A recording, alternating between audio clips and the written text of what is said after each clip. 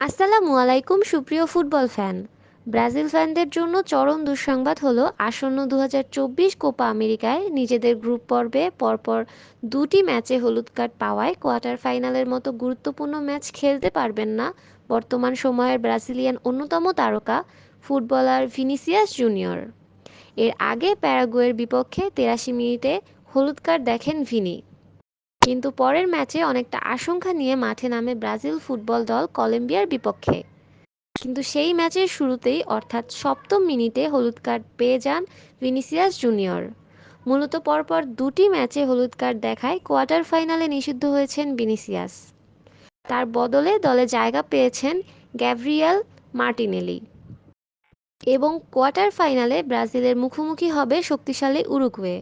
তো বন্ধুরা, আপনারা কি মনে করেন ব্রাজিলের হয়ে কোয়ার্টার ফাইনালে শক্তিশালী উরুগুয়ের বিপক্ষে গ্যাব্রিয়েল মার্টিনেলি ভালো পারফরমেন্স করতে পারবে?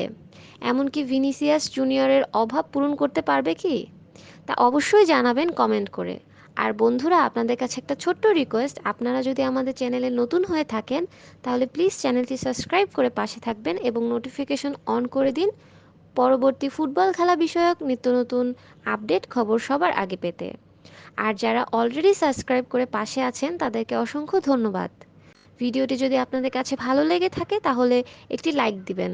আর হ্যাঁ, এতক্ষণ আমাদের সাথে থাকার জন্য সবাইকে ধন্যবাদ। আল্লাহ হাফেজ।